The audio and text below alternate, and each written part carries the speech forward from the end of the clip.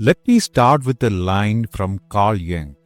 He said, "Until you make the unconscious conscious, it will direct your life and you will call it fate always." Most people think change becomes hard after 30 because of responsibilities, stress, or lack of time. That's partly true, but psychologically, that's not the real reason. Here's the real reason.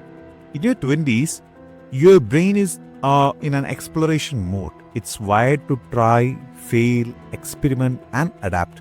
But after 30, the brain slowly shifts into what psychologists call an efficiency mode. It starts asking a different question. Not what can I become, but how do I protect what I've already built? So change no longer feels exciting. It feels risky. Think about this real life situation.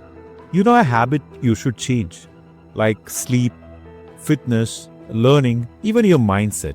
You know the benefits logically, but starting feels strangely uncomfortable. That discomfort is not a laziness, it's your brain detecting uncertainty. After 30, the brain has invested years into certain routines, beliefs, and identities. And the brain hates wasting the investment. Psychologists call this loss aversion. We fear losing what we know more than we desire something better. Here's something most people never think about. By 30, you don't just have habits, you have a personal story about yourself. Like, I'm not a consistent person, I'm not a disciplined person, I'm a foodie, and diet won't work for me, etc. etc.